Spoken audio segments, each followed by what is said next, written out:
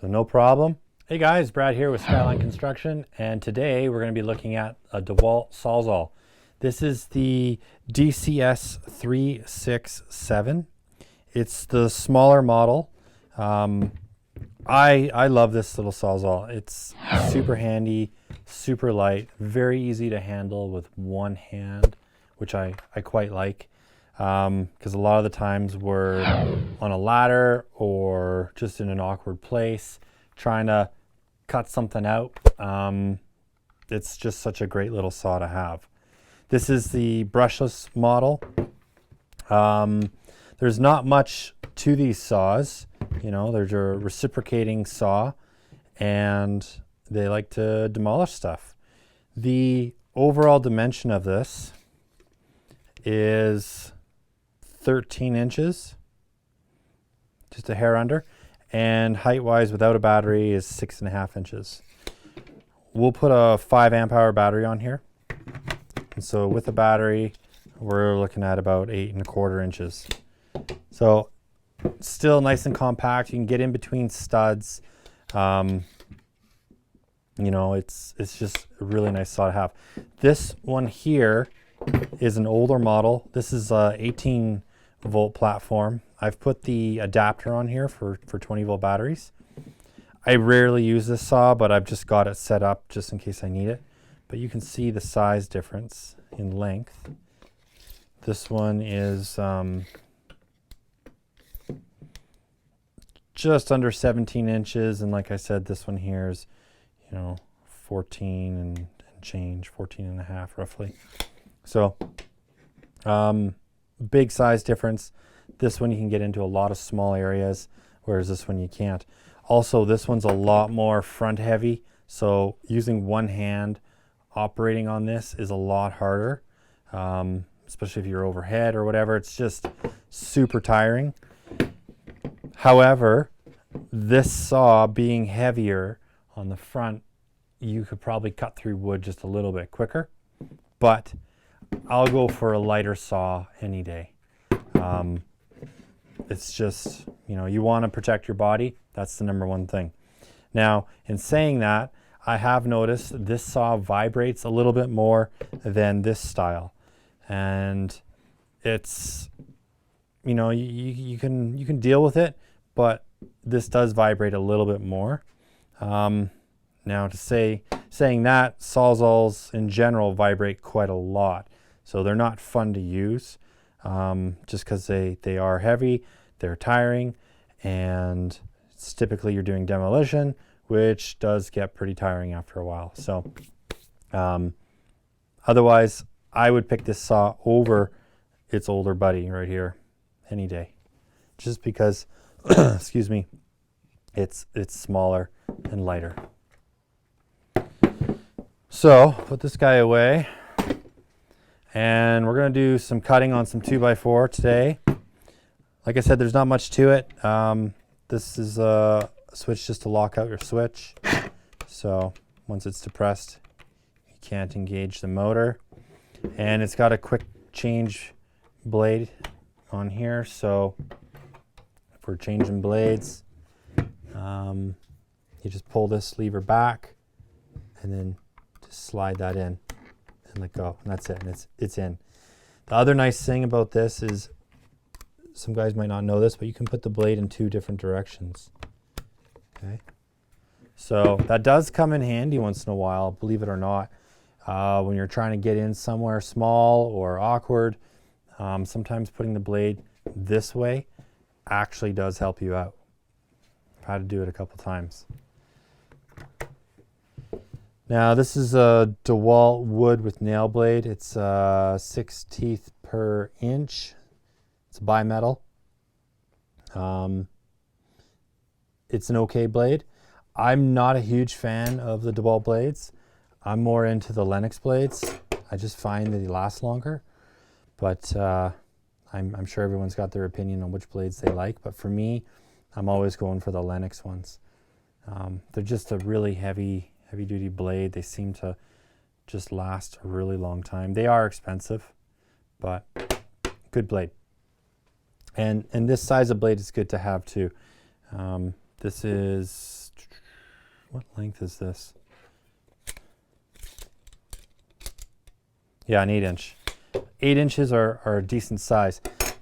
When you buy blades this small, they're just a pain in the butt.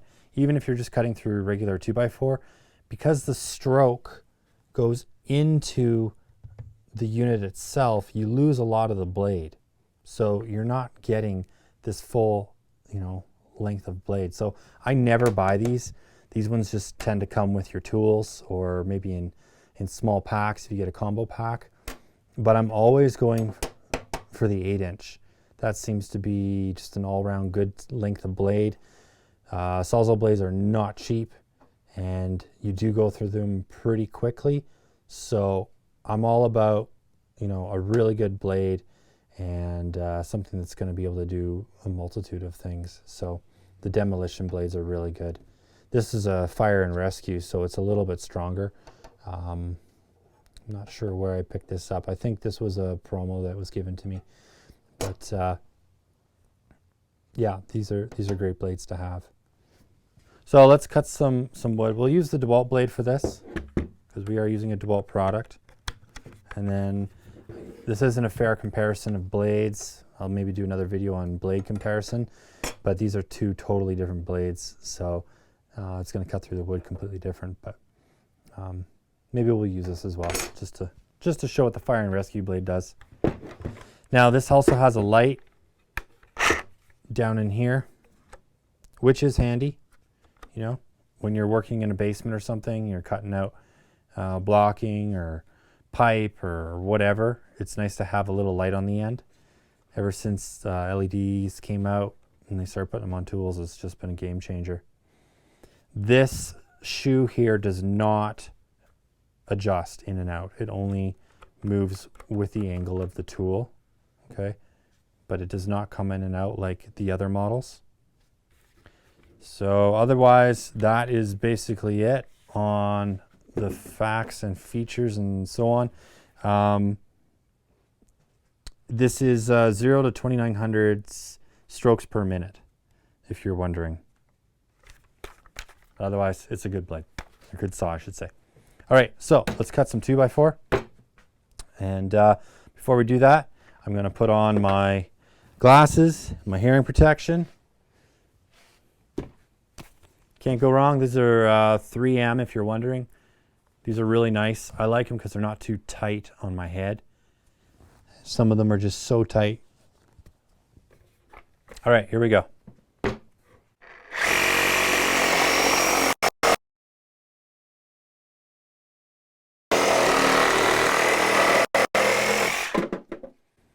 So pretty good. As you see, this is a pretty aggressive blade. I'm going to switch my clamps here.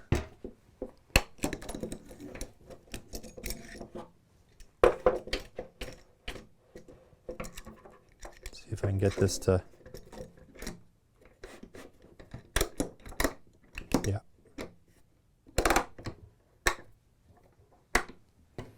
Okay, let's give it a go.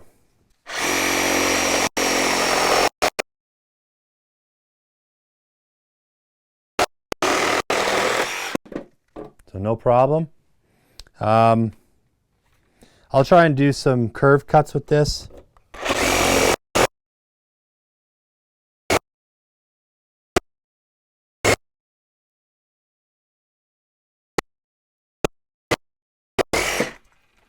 That does a curve cut.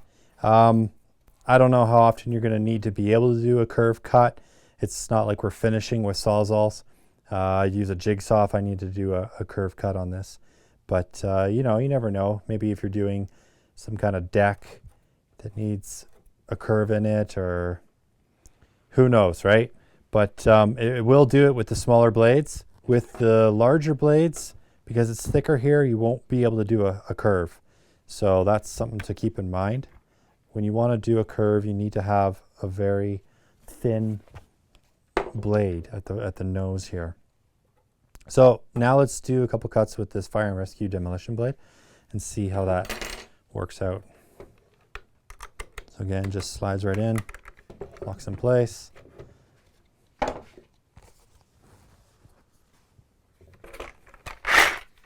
Okay, let's do a couple cuts.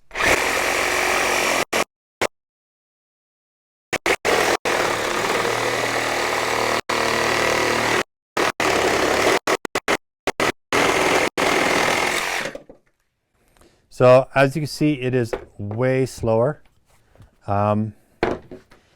This blade is more, I would say, for cutting through everything, metal, nails, wood. It's not, I wouldn't recommend it just for cutting wood, but that's just this one blade. Lennox makes so many blades and they're really great. And honestly, I don't know why I have a fire and rescue blade here, but I do. This wood here is wooden nail. Like I said, it's bimetal. It's super aggressive, and you can get this blade in longer lengths, and you can get these amount of teeth per inch in Lennox or any of the other manufacturers out there. But back to the Sawzall. This is just a really good Sawzall to have. It's also nice and small that you can carry it in your bag. You know, it doesn't take up a lot of room. So that's nice to have as well. And we've put this thing through the paces. I've had this Sawzall for years and it's still holding up. I've never replaced it. Hasn't burnt out yet. And we've done a ton of demolition with this thing. The older model, again, I've done a ton of demolition with that and it's held up. So I'm really happy with the Dewalt line and how strong these Sawzalls are. Can't complain about that for sure. So guys, if you like the video, please leave us a comment, give us a like, don't forget to subscribe, and yeah, keep on Sawzalling it, and we'll catch you later.